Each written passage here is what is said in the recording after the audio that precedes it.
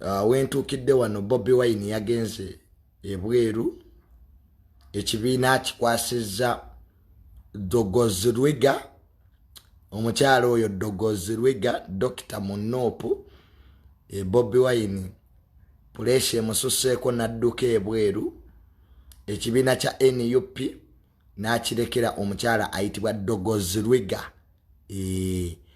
nawulirako awo chairman Nyanzi ne Dogozi Lwiga mwalinawo ka relationship chairman Nyanzi ne Dogozi Lwiga so principal ekibiina akirekedde Dogozi Lwiga n'adduka ebweru oluvannyuma lwa puleshi omusukkako manye ebintu bya Honorable Mpuuga biranze akaliro Nopu bakawulira ne Honorable Sseggona yavuddeyo Medad Sseggona omubaka w'e Busiro yagaye Nopu engeri gye mwakuttemu ensonga yabadde mbi twazishabe lwe luzungu lwakozesezza Honorable Sseggona nagati the way they handled the case was shabby, it was gross. Na mutu evidence Honorable Sseggona mulekerawo okwogera obwogezi Honorable Mpuuga yalidde enguzi, give us the evidence. So nabagamba Nopu kaakaliro mujja kawulira ku luno ababaka banyiivu kubanga Honorable Sseggona atuuse n'ogamba nti Bobi Wine wa papye. You didn't give yourself time. Nagamba muno nti next time will be the last one to speak.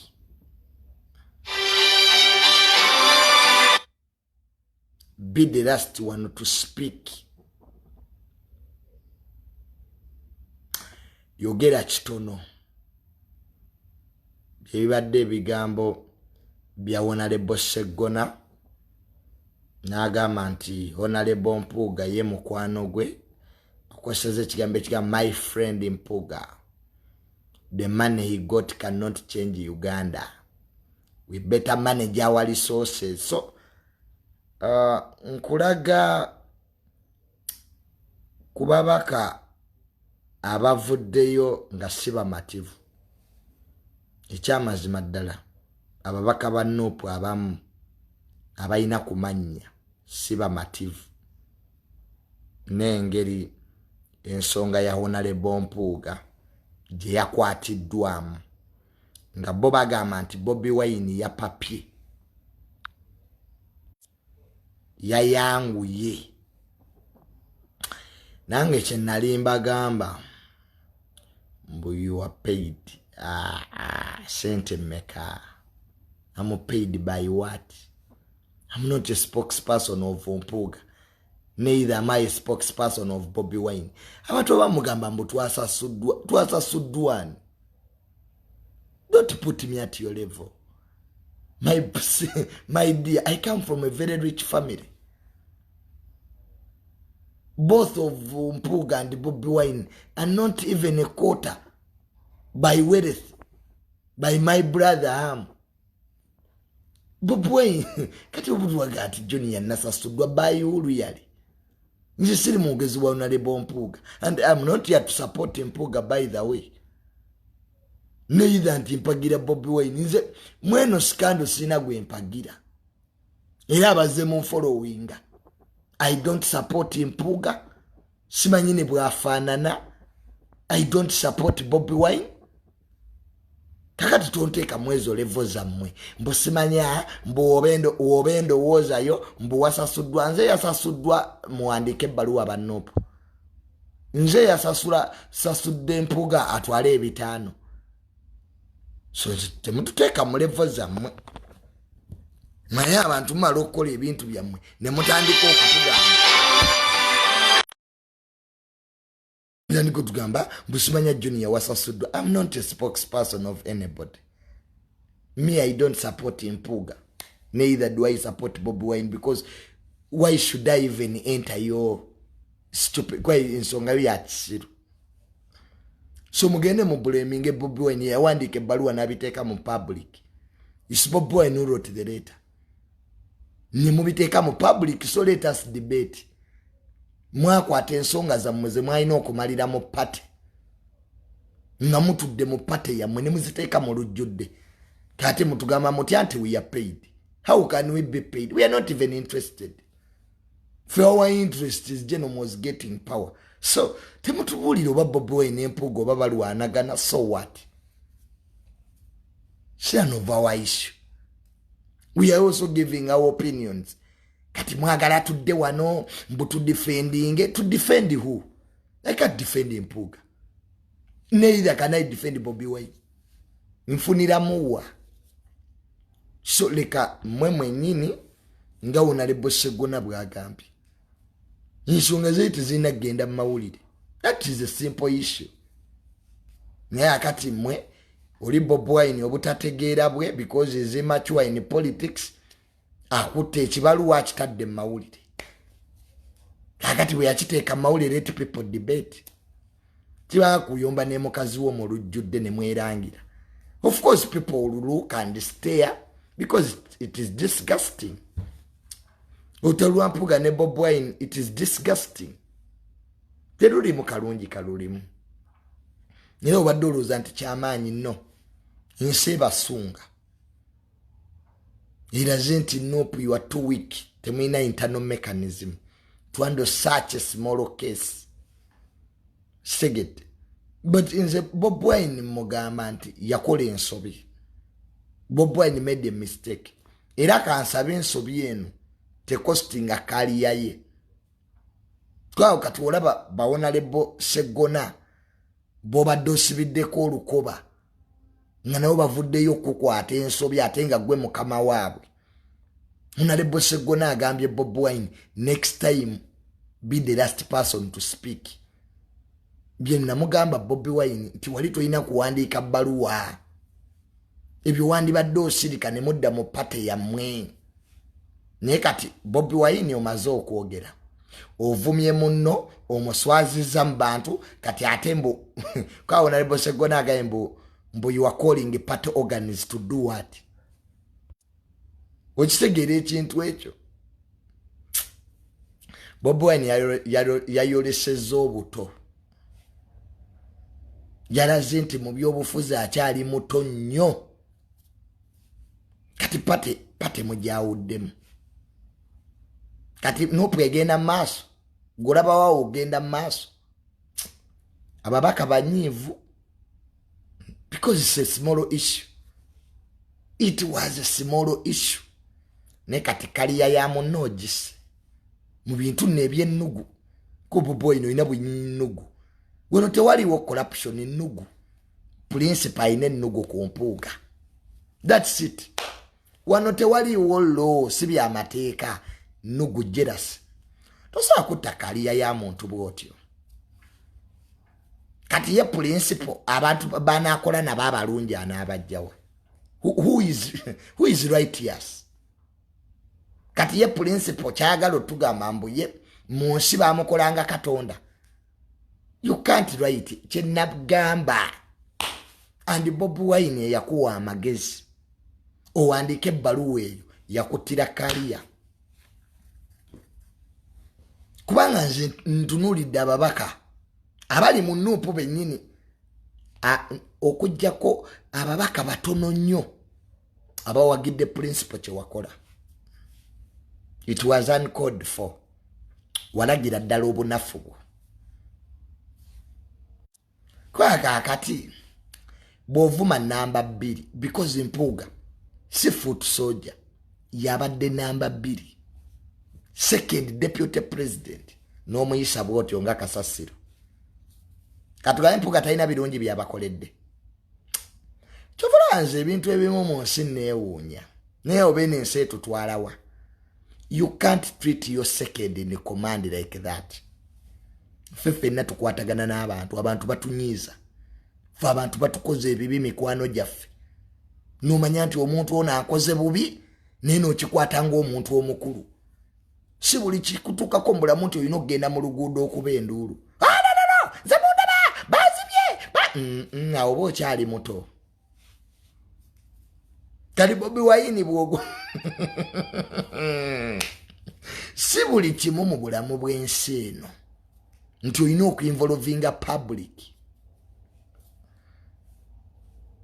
Ezo ensonga zaali ntono nga zigwerana mu kibiina nga n'ensi tetegedde. Kuba gwe Bobi Wine tewandiyogedde. Singa wali oyagala kuba Mpuuga, Bobi Wine wandikoze ekintu kimu, wanditumye wayiswa mu ffumbiro gwe n'osirika, because for you a leader. Leader Segona kyagambye kyekituufu. Leader gwasembayo okwogera.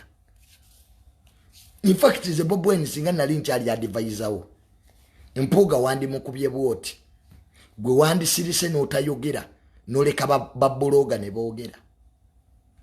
Kati ate gwe Bobi Wine we wandiyogedde wandirazenga eyakabitegeera noka musajja bamuwa ssente katunoonyereze, gwe n'olaga nti oli mu diplomacy oli leader, ne kati ovuddeyo Bobi Wine oyogedde ba MP abamu bali ku side ya Mpuuga. It shows your weakness.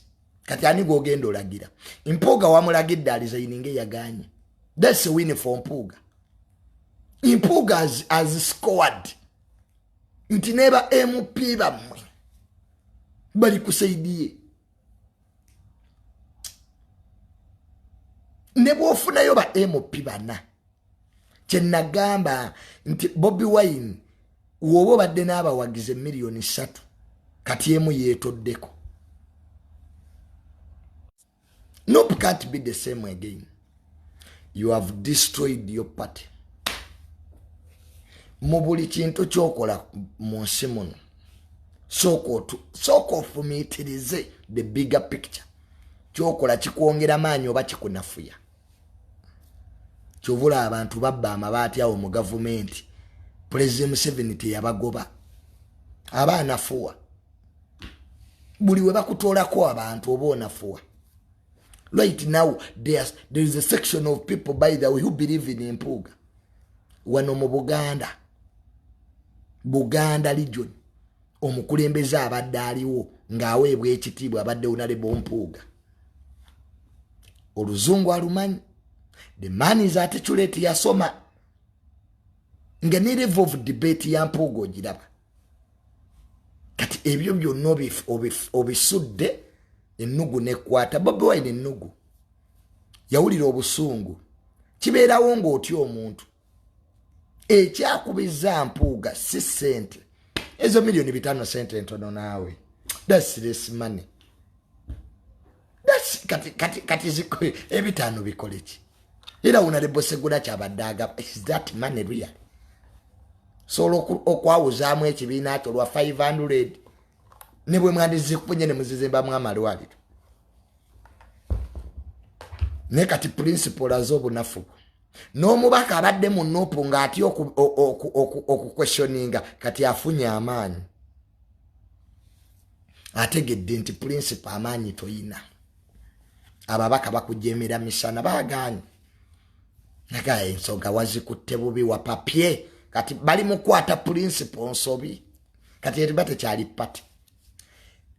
If you can't question somebody, gw'olagira n'agaana oba tokyali mukamaawe. Mpuuga yasikowalinza. Ate ye bwe yajja okwogera teyabavuma. He didn't abuse you. Yayogera mukakamu naawe ensonga ze nsi nezitegeera. So principle bujja bwe bumuluma. Nugu kyovula ku Mpuuga yajjeeyo amaanyi gonna.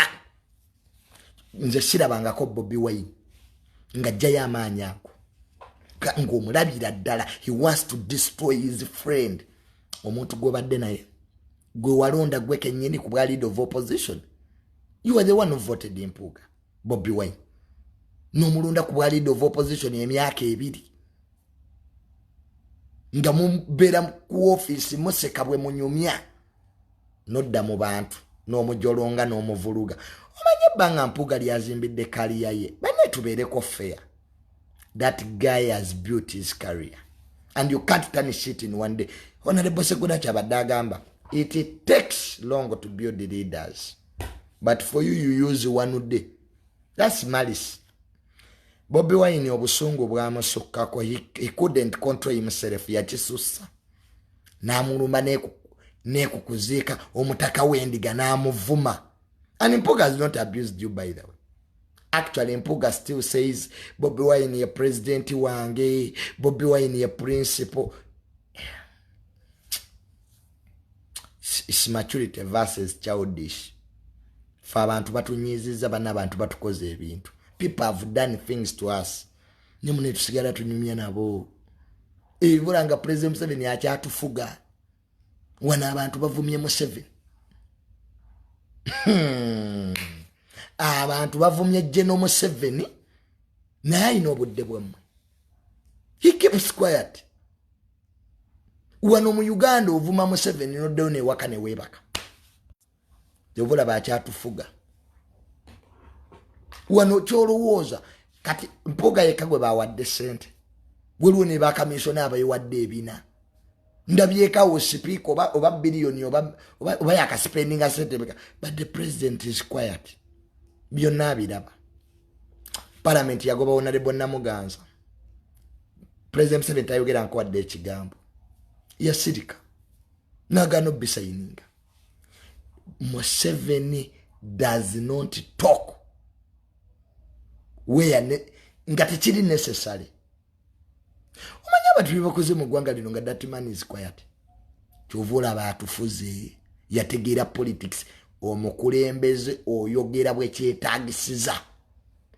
Nyeye Bobi Wine buli ekiba ku social media n'atweetinga, byalabye n'abitweetinga, byatamanyi n'abitweetinga, photo soja byalese. You can't run a party like that. You can't run a politics like that. Nga buli kimu oyagala okyogereko, buli kimu oyagala okitweetingeko. It's absurd. Kikwasa ennaku. Naye kibi nnyo nti pate yammwe muginafuyiza. Tubezaayo emyaka 2 tudde mu kalulu. Olw'empalana Bobi Wine gy'alina ku Mpuuga n'ennugu. Yabikwata bubi principal. Ebbaluwa temwandigiwandiise. Principal yeyandisirise. Kati n'aleka bano baawayiswa mu ffumbiro. Bo ne bajja ne bakola ki? Ne bakola omulimo. So I feel bad for NUP and because I'm starting seeing ba leaders ba NUP nga bali beeringa. So Bobi Wine ali bweru. Ne omuntu asumbuwa party ye chairman Nyanzi. Omuntu alese ebizibu byonna ye chairman Nyanzi. Principal wa Tamale kwejjako oyo muganda we Nyanzi. Nyanzi yatunda kadi.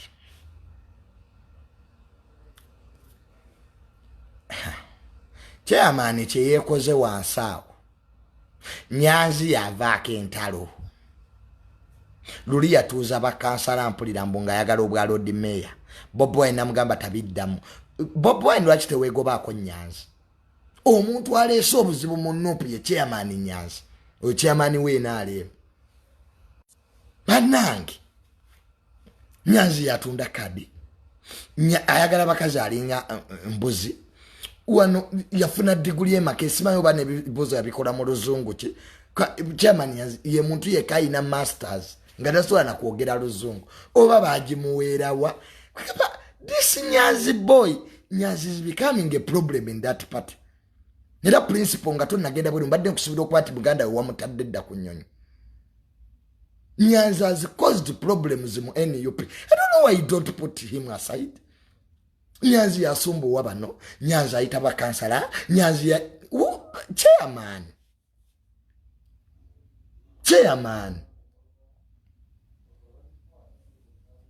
Wenera mu kugaba kadi last time. Nga Nyanzi era yaleeta emivu yaawo. Mpaka Bobi Wine we yabyekwatiramu. Ongera okumulaba mbusimanya chairman aina masters eyawa. Nga luzungu ki chairman Nyanzi lwosobola okwogera tubeere sincere. agala abakazi alinga ki ugenda okulaba byonna byetaddemu wanayise bakansala wanayagala bwa road mayor luli yali ayingiriddewo nalebonsereko Nyanzi, why don't you sit down? Go otwala bikunge Masaka. Bakugambe no twekunga da Nyanzi. Chairman Nyanzi osudde ekibiina kya Muganda wo.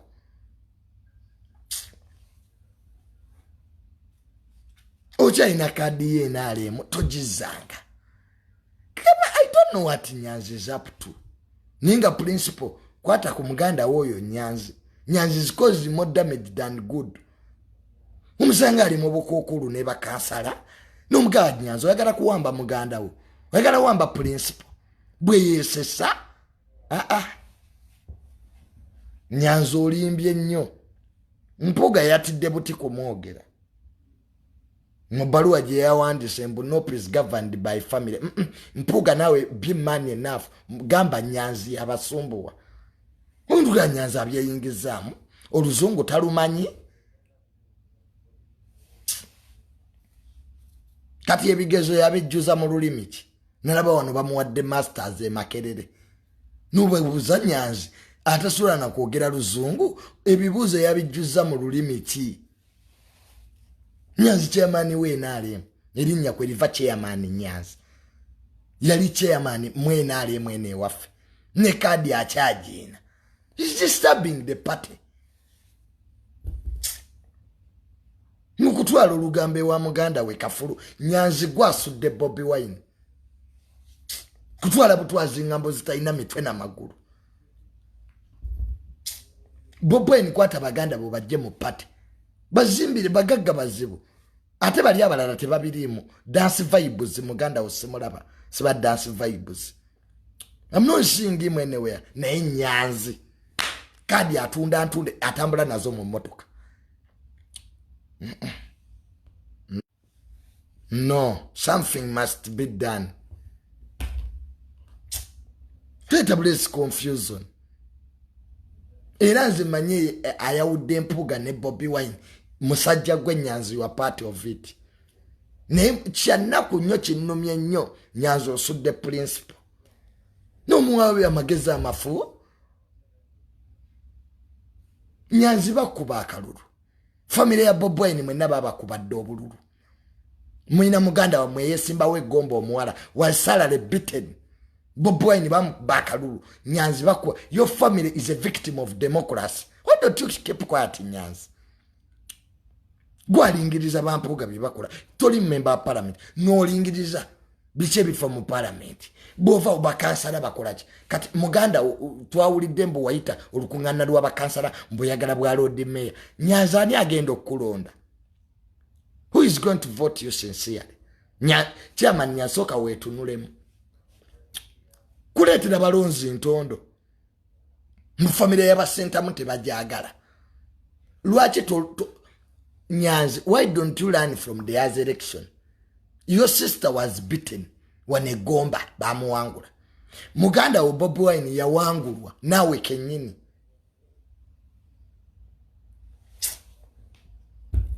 Nichibina kya munno kisudde.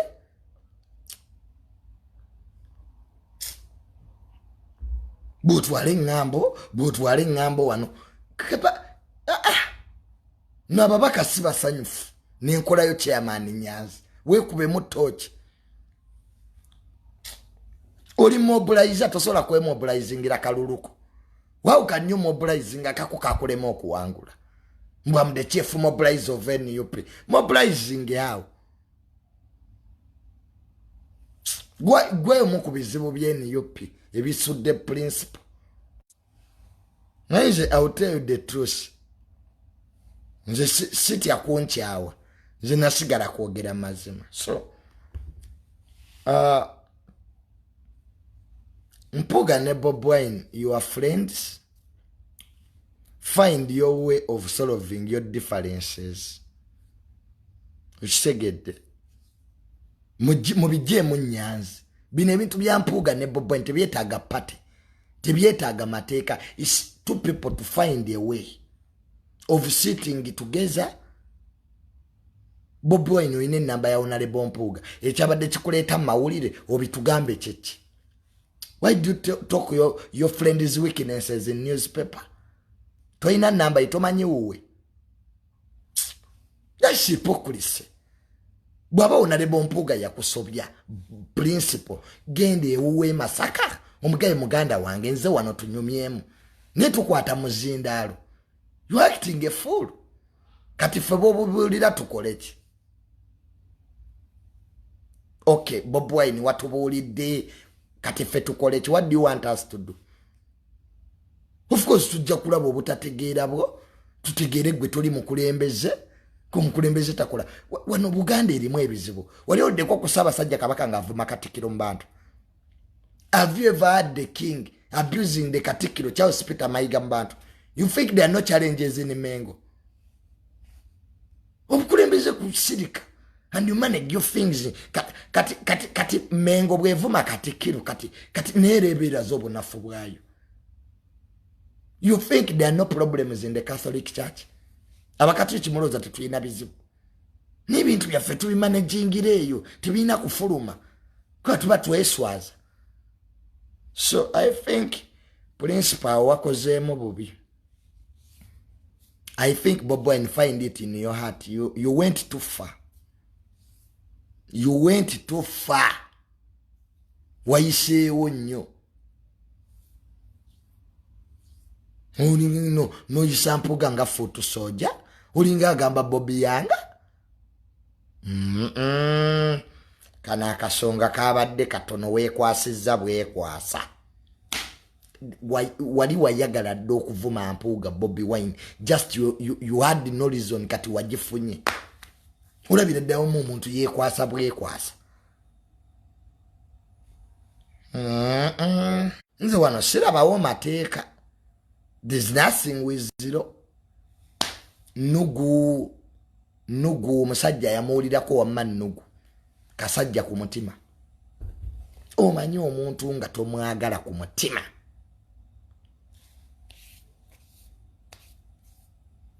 Bannange. Olinga avuma Sauda Madada.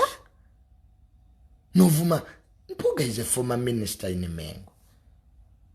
Ebize muvuma bwoti ongavuma Junior. Principal olaba nange tuyinza kunvuma bwoti.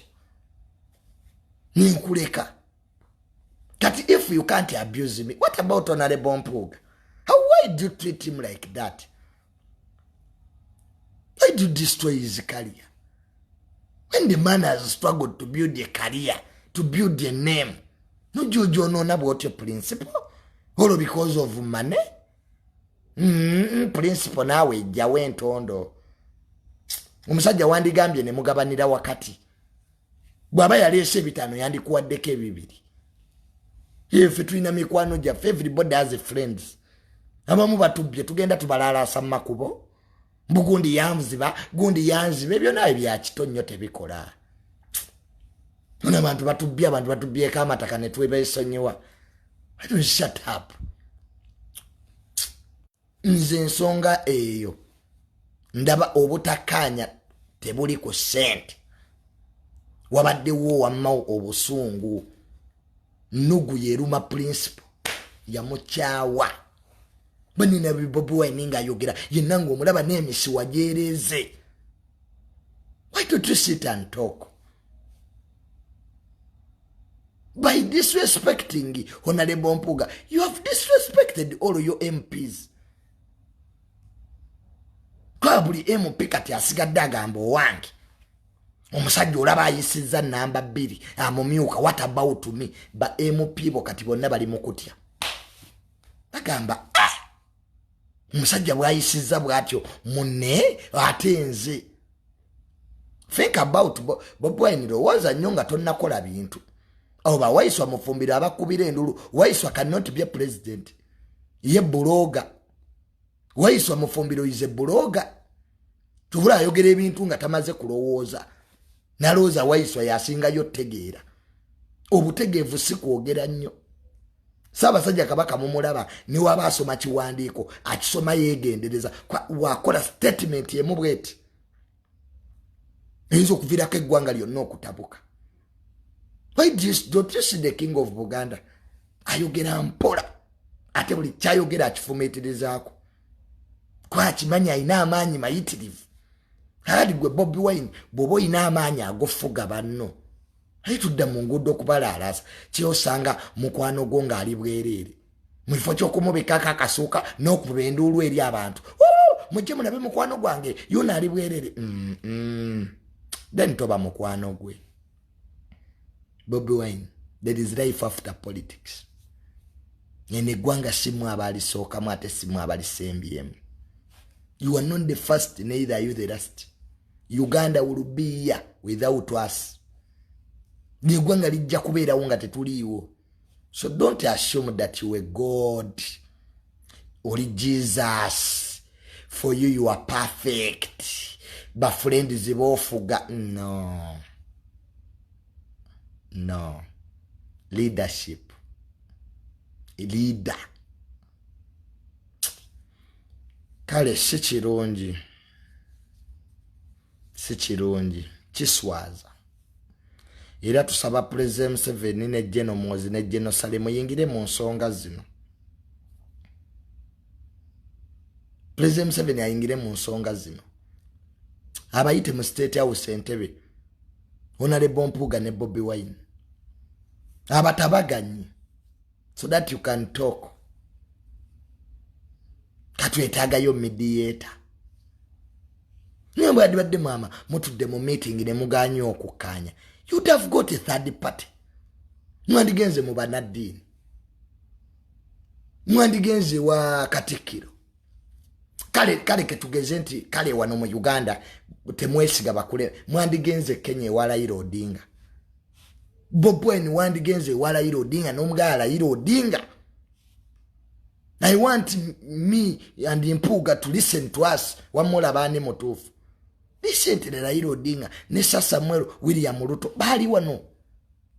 Raila Odinga opposition leader Kenya. William Ruto. President we Kenya. Actually. Ruto. Aina buli nsonga obutalaba Raila. Ruto bamuyisa bubi. Bane bajoga Ruto. Ngachali deputy president wa Kenya. Yatuukako ne ku kisawe ne bamugana okulinnya ennyonyi. Kubisaamu akafaananyi. Ng'oli deputy president w'eggwanga n'otuuka Entebbe International Airport ne baga president agambye tofuluma. They humiliated Ruto. Ruto baatuukako n'okukola meeting ne bamuvuma nga waali kyokka nga mukama we Uhuru Kenyatta waali aseka. Kati Bobi Wine nkusigira ekifaananyi ky'omukulembeze we yeeyisa. Bannange baajerega Ruto. Raila n'ayogera n'ajerega. Nga Kenyatta waali aseka bali muvuma deputy president. Nga babanga bavuma mama Jessica Alupo vice president nga president Museveni ali wali aseka kye bakola Ruto. You people, they humiliated Ruto. Kyobola boli vice president Gashagwa ye yabakyawa. Era Gashagwa waba ayogera banne yabakyawa. Ate Gashagwa bamuyisa bubi nnyo kwa family ye bagikwata. Family you vice president we Kenya. Bakwata family ye. Neba mo humiliating omusajja watu. They remained calm. Kati olaba Ruto yasirika. Ng'omukulembeze bwoba. Nasinkana Raila Odinga ne banyumya for the bet of the country. Mukitegere Uganda esikuluma ku ntalo zammwe. This country is bigger than Bobi Wine and Mpuuga. This country is bigger than 500 million. Uganda is bigger than that. Neno kwate gwanga lyonna. Noli kasukeri. Nolete empala nayo.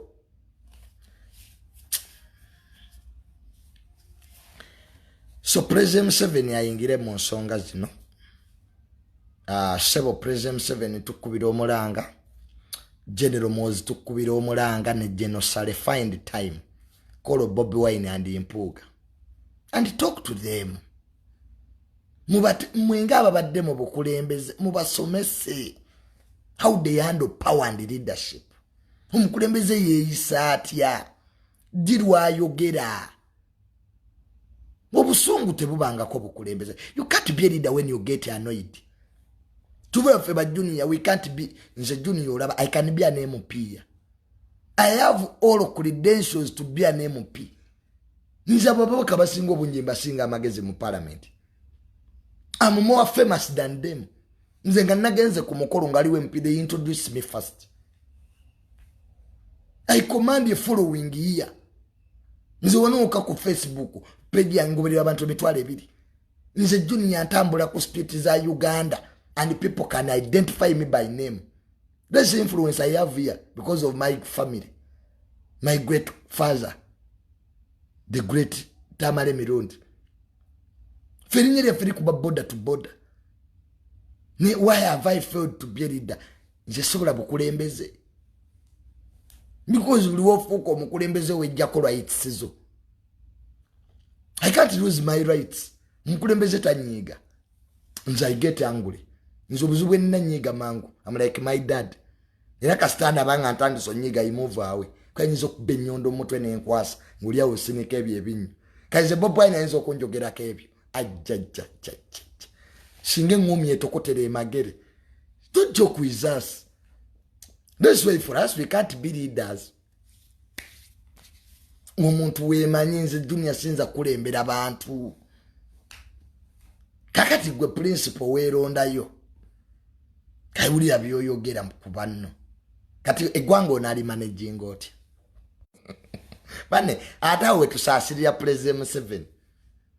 Weba pate kulemi okumanaging. How do you manage a country? Kwe gwanga dio zibu. Obo lya nga bakuletedde byekala moja. Obo kyakola ku byekala moja nga bacholi baze. Obo kyali ku byacholi bana baganda federal. Obo kyali ku baganda federal oliyo mumbera atabuse. How do you handle the country? So mwetemu kyali ba leaders, you are misleaders. You are misleaders. How can you fight for money? It's embarrassing. How can you really fight for money?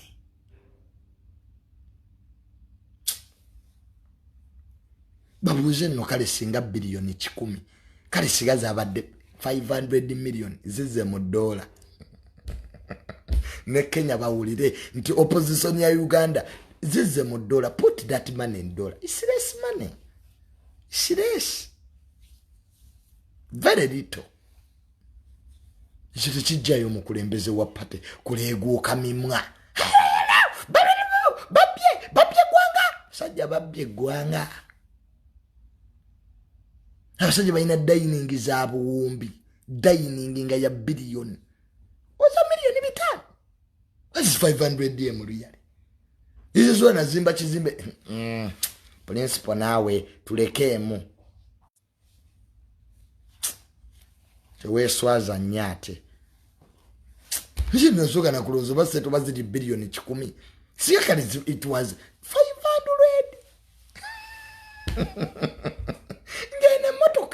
Ene motoka jemvuga ya bukadde 10. I drive a motoka yange ya 100 million. Enyumba yange je nazimba eri mu bukadde 2.5. Kati mmwe mulwanira bukadde 5 luyali. Principle tutuswaza. Abaganda tuswadde nnyo. Principle as the Bagandas tukusaba bambi tulekere mwakatibwa abanyankole baseka. Westerners are laughing. Baka chechi lyawo. Mbubalwanira 5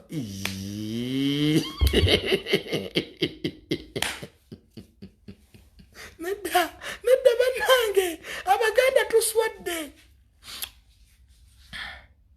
Oba muzimu gwobote gwe gutuliko. Abaganda banange twetegereze. Omuzimu gwobote guyinza okuba gukyatulondoola. Kwa gusuka ne webuza munogana abantu bano butaba serious. Bobi Wine ozito wa sente maker. Your net worth is even like 10 times more than that. Ono Mpuuga mugagga nnyo. Kati milioni 5. The other day nina abanyankole be nabadde nabo ku cafe Javas. Ngo omu kubo avuga. Actually yabadde asembamu sente yabadde avuga benzi ya bukadde 900 million Benz. Kati omunyankole nangamba, I'm very sorry, I'm not tribal. I'm just giving examples because after all they are banyankoles. Omunyankole nangana junior. Abaganda temuswadde tutya. Mvuge motoka ya bukadde 900. I'm a businessman, sikola na mu government. Naye Mpuuga ne Bobi Wine balwanira bati ebitaano. Mutuufu n'enkiraba nga kya Basiru.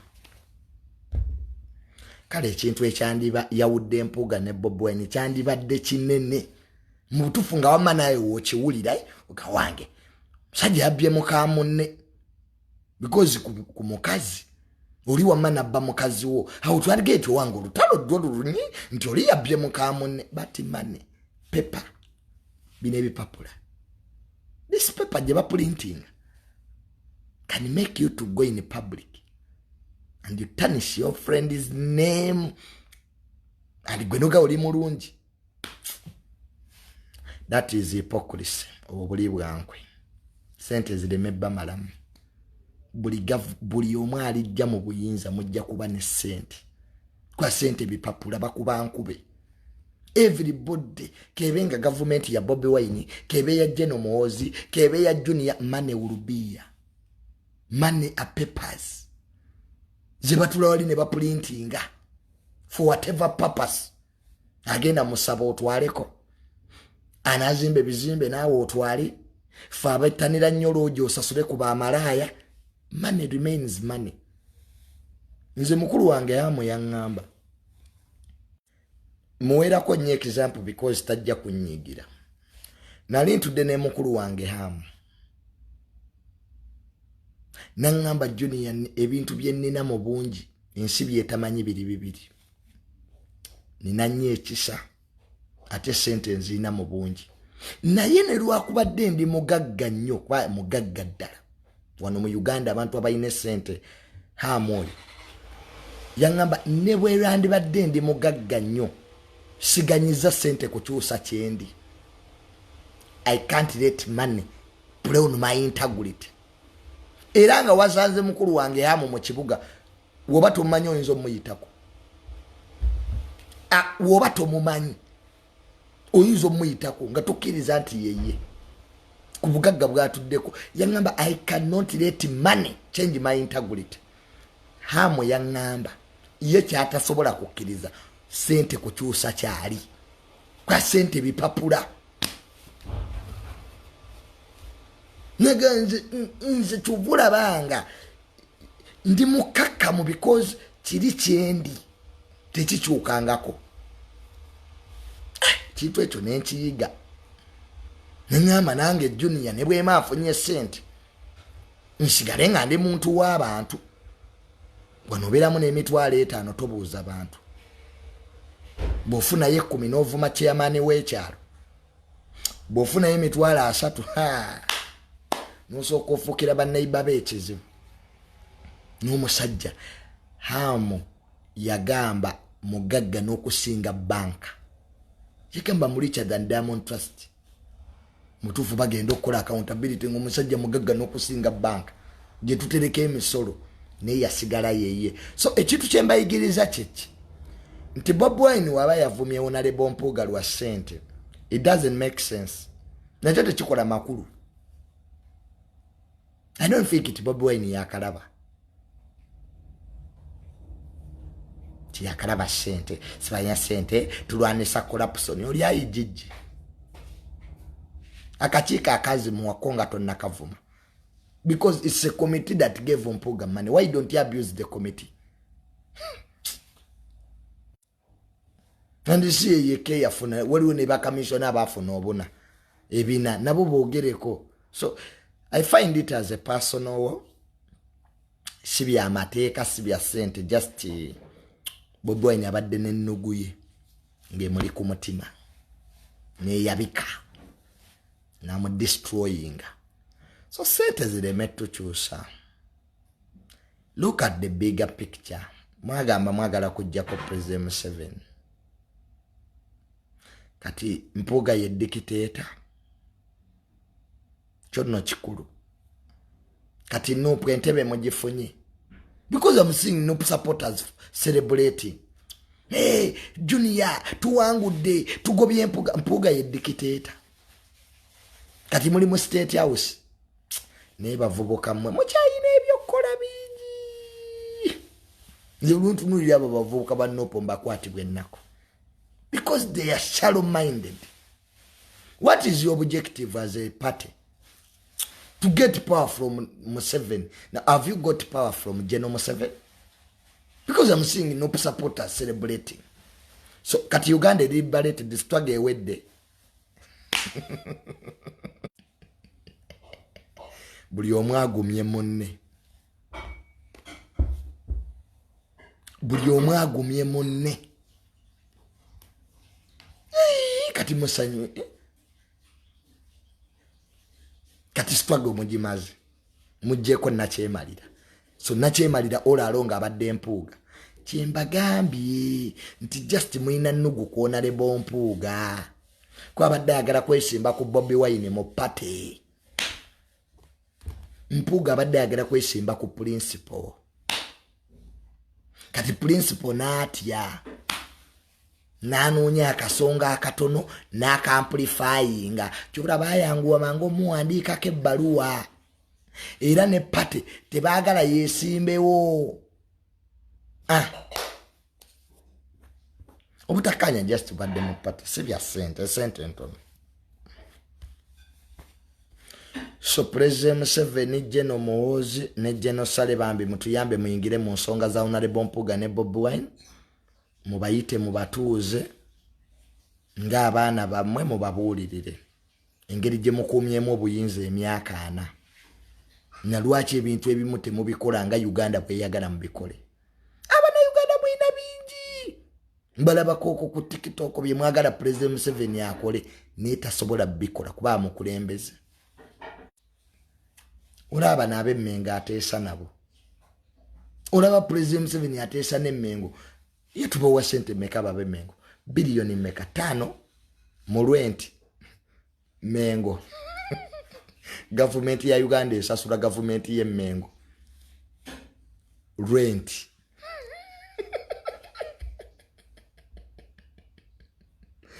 Rent chechi mu Uganda ez'obupangisa. Government enamba esasula obwakabaka bwa Buganda sente biliyoni 5 zetwasemba bawa ab'Emmengo rent.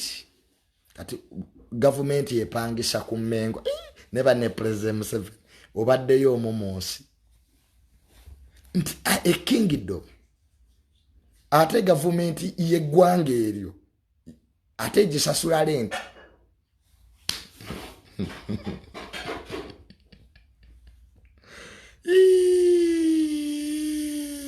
Nga mugwanga ki?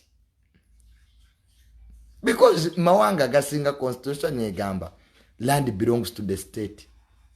Mu Uganda ge mawanga amatini aga land belongs to the people. Mu mawanga gasinga obungi ettaka lya government. Kati one ab'Emmengo bambala amakanzu gaba abami bakabaka ne balumba entebe ne baga President Museveni tukubanja ez'obupangisa.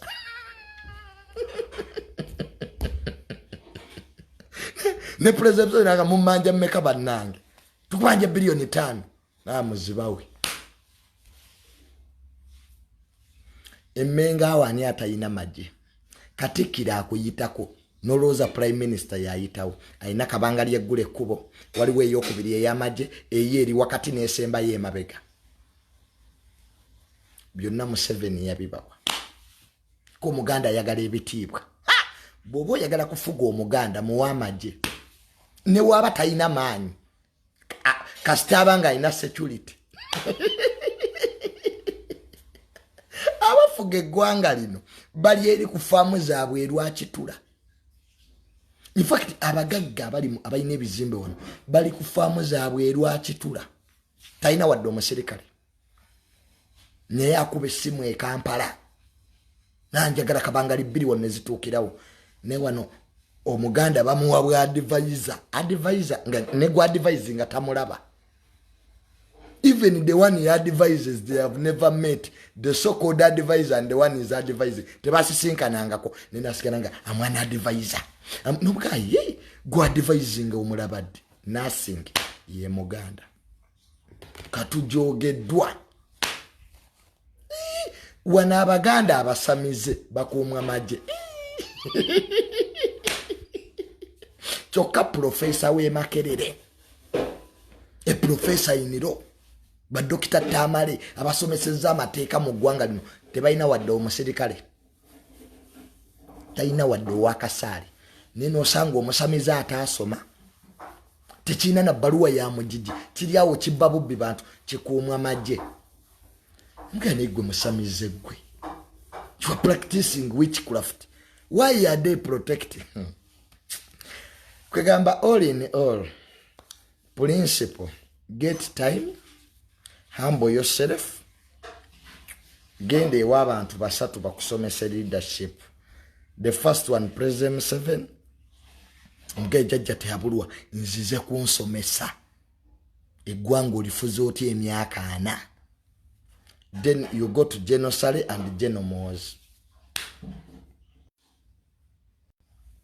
Wona abantu bavuma General Moz mwenaalemu.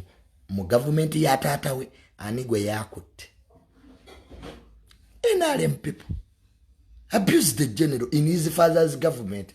Nasirika. That's what power means. Control power. Mpuuga kye yabagamba ku CBS.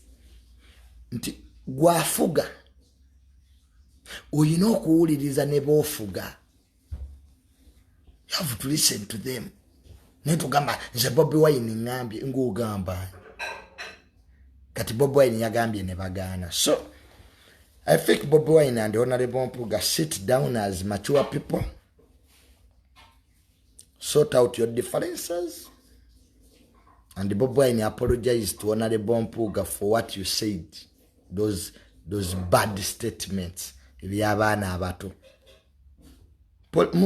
Politics wa isikulu akola. Kati Honorable Segona yaganyi. What are you going to do, Nope? Kati bonna abaganye mugenda bagoba.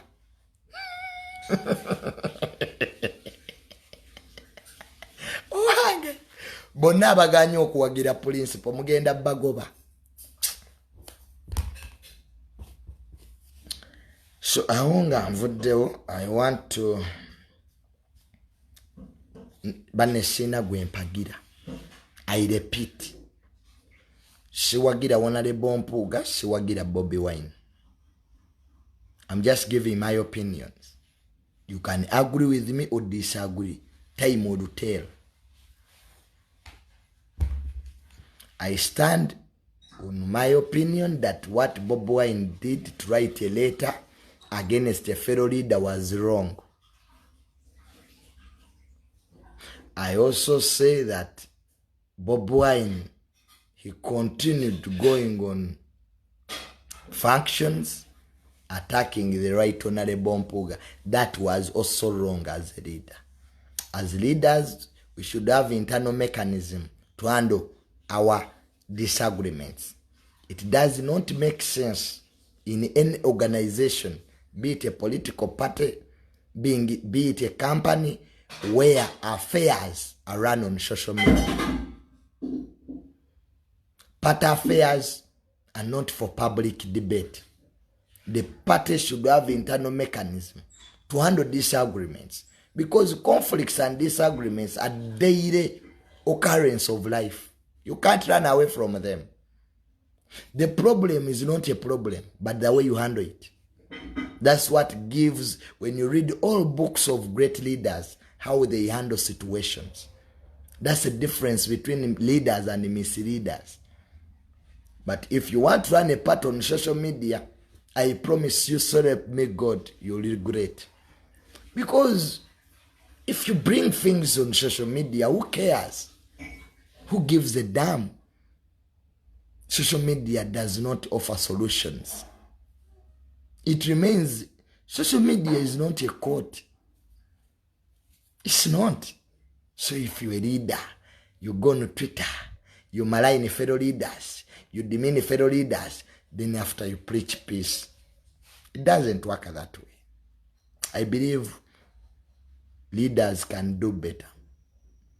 If there is a problem, a simple problem, there is money allocated to somebody, give that person opportunity. If you have failed as a party to agree on the position, get other mediators. There are so many mediators in this country that are respectable. You can try the Catholic Church. You can try leaders from the Uganda. You can try leaders from government. And if a consensus fails, you go to Kenya. Go to Raila Odinga, you can go to William Ruto, you can even cross to Rwanda. And you write a letter to His Excellency Kagame that as the NOP leaders, His Excellency, we want to meet you. We have failed to agree. But when you come,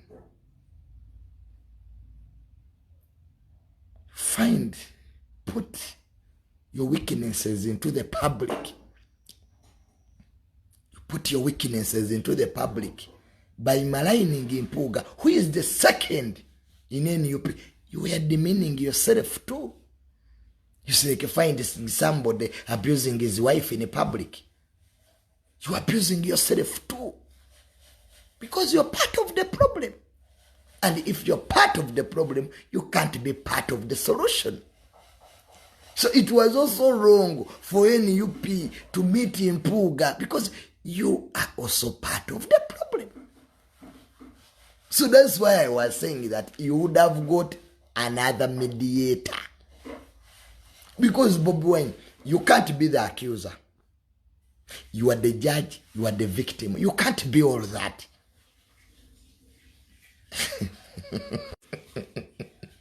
Even if Honorable Mpuuga is wrong. But you can't be the accuser. You are the accused. And you are the judge in the same case. I swear it can't happen. That's why even when government states get disagreements, they can go to non-government organizations. You can go to African Union. Rwanda and the Congo have problems. They go to African Union. Because the East African community cannot offer a solution. Neither is SADC can offer. Because they also have interests. So that's why they resort to African Union. Why? Because you can't be part of the problem and you offer a solution. That's common sense. So, Bobi Wine, by you writing a letter, you had become the judge, the accuser, the prosecutor in the same case, which is unfair. Which is unfair. That's what Honorable Segona was saying, that now you can't call party organs. Because you are the chief executive of all party organs and you have made the decision. Now how can you call them? Because you can't call the party organs. Because you are the chief executive of the party organs. So in this case, NOP cannot offer a solution right now. Even if Bobi Wine calls the party organ, because he has already taken its stand. So, I find it really alarming and uncalled for. And if that's the way you run your matters and then you stand up and you say you want to be a president, it leaves us, the intellectuals, wondering on which president you will even be. If you will even ever be a president. If you will ever be. Please, mark my words. I'm choosing them rightly. I don't want to be misquoted. That when a junior was on his live, he quoted him. That's not how leaders behave. Bobi Wine, you are immature in politics and you have failed to learn. You have noisemakers around you. You are surrounded by idiots who have no root of political power and governance. Blogging is never politics. English has never been politics. But now let us get these whites from Fumbiros. They go on TV. They make a lot of noise. They quote the... This is not it all. We are not debating it all. These are matters of common sense. Mpuuga is your friend. You have worked together. Friendship doesn't mean that you not get challenges. Challenges are part of friendship, by the way. It's like relationships. Even where a relationship has challenges, it doesn't mean there is no love. So many people run away from their partners thinking that hard times are not part of a relationship. It is. It's like negative emotion is part of healthy life. It's part of healthy life, by the way. Negative emotions are part of good life. If you don't know that, life can never be good. That for you, you will have a good life. The circle is... No. Even challenges are part of life. But how do we manage it? So, the problem was there, but the way it was handled in a shabby way. It was handled in a manner that leaves a lot of questions. It was handled in a manner that shows a lot of immaturity in politics. So I want to end this program today by thanking all people who have been following me. And I will continue to give you this analysis. I want to tell you, I want to reaffirm, I'm not supporting any camp. I'm not supporting Mr. Chagurani, neither do I support Honorable Mpuuga. I'm just giving my opinions. And so many people are annoyed with me. Please don't be annoyed. I can't duplicate myself to please idiots. That's one principle of life I follow. I don't duplicate myself to please idiots. You can either love me or hate me. I'm a man of truth. I don't want to be an MP. I don't want to be a president. Those cheap politics you are playing around. I'm not into that cheap politics. Don't put me at your level. I'm a son of Mirundi, grandson of Yohana Mirundi. That's enough title for me. I'm not looking for these earthly titles. Simanya, MP. No. Some of us, we are not on this world for that. We are on this world to guide the society. And that's our calling. Not everybody will be, I see you kneeling down before people, but you want to be a leader. Which leader? So please, don't put me, but Junior, you are looking for money. I come from a very rich family. We have had the money since the time of Obote. So if you're saying that Junior is being paid, which amount can buy my integrity? Which amount? Which amount can buy my integrity? I'm in the government because I'm knowledgeable. I'm not in the government because of money, because I'm a technocrat. I went to school, I read my books. I can speak English, I can analyze. So if you think for you a follower, good year you get there. Now let me follow. I'm not a follower. I'm very objective. Be it in NRM, be it in MK project, I always ask questions. So for you, if you are an idiot, you wait for people to tell you what to do. Some of us, we reason. We reason by ourselves. I have this head of mine. I can differentiate what is good and right. So the issue of Mpuuga and Bobi Wine is not law. It's not even money. It's a personal grudge. It's a personal war. A war of egoism. Who is a who? Let me destroy Mpuuga. He pretends to be knowledgeable. He worked in Meng and he's a witch. That's what pains people. So thank you so much for following me, and I wish you a happy good night. I'm building a studio here. If you're out there and you have some money you can give me, please give me money. And I complete my studio. I have friends who have supported my projects. Friends out there. If you don't have money, please don't comment. I know some poor people, you have this tendency of putting yourself where you don't belong. We ask for money for projects, you don't have any coin, then you put your funny head in front. Hey, Junior, I'm here. You over. Please keep quiet. Know your level in life.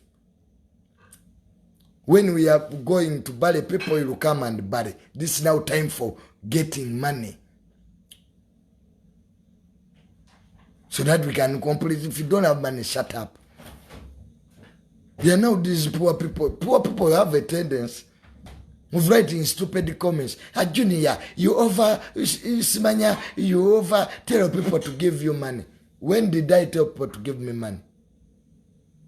So when I come out there is a section of people I'm telling my friends who are rich and they know themselves.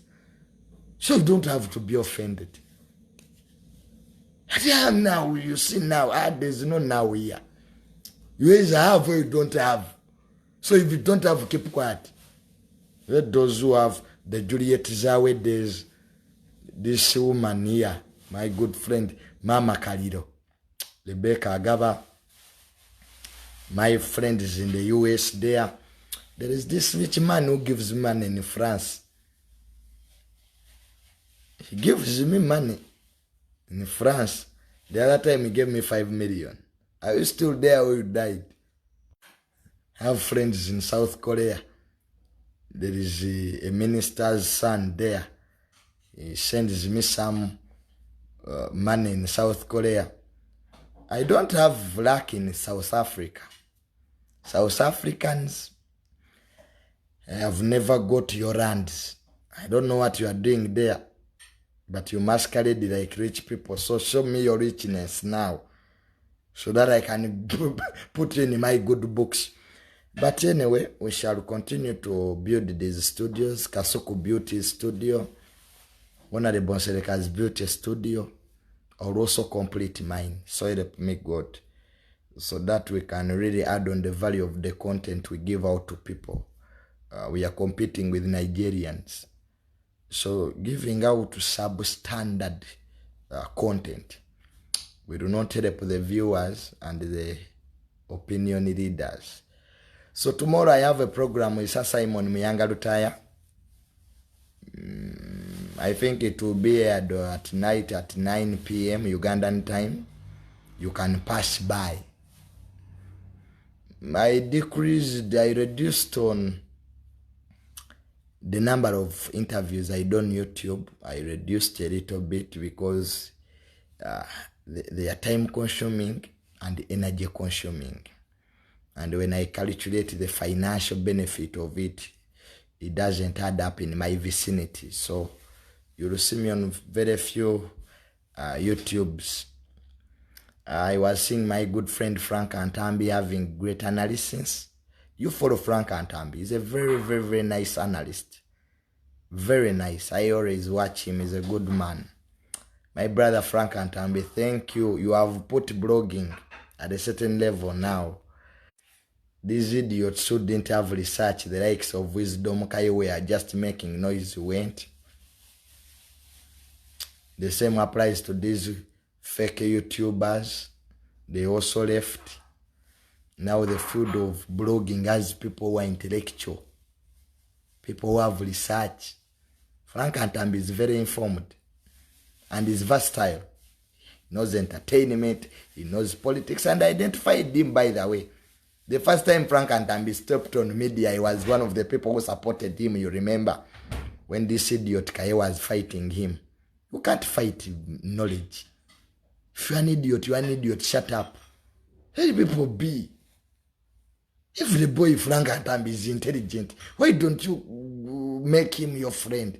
That's why Frank Antambi, may I identify intelligent people, and I make them, so that if people compare, I had people were comparing Frank Antambi and Junior.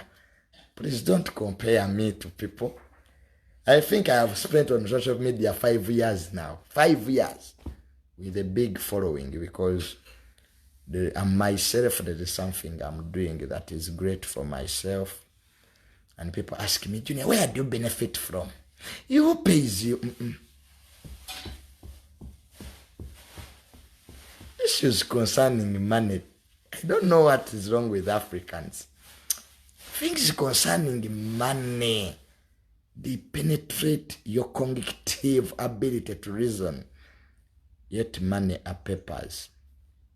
Every idiot can have them one day. To get money, you don't have to read hard. You don't have to shout with people. One day you will get them. They are papers. If you find somebody with papers of money and they give you, you become rich. If you don't have, you stay poor. But I believe everybody will a chance to get the money. So money should not be your main focus. It's just by the way. You have to create value on yourself to get money. If you have no value, you'll never have money, because money moves where value is. So watch Arimbano Babloga shouting around, giving opinions. You are exporting ignorance. They ask you Mpuuga and Bobi and you don't even know the law. But you are there shouting, Mpuuga is wrong. Mpuuga is wrong. That is a corruption. Are you caught? How can you say that somebody is corrupt? It's only caught to tell us who is corrupt. And are you caught? And now that is corruption. Corruption of where? Yet money passed through parliament. The committee was there. So institutionalized the corruption. What is the law? What is the law? Now the law has no problem. When I was fighting with my dad, was there. People fight everywhere. People have fought with their husbands. People are fighting with their wives. So don't... Why is the law? Why is people fighting? People will fight even when laws are here. Because it's part of life. Have a good night.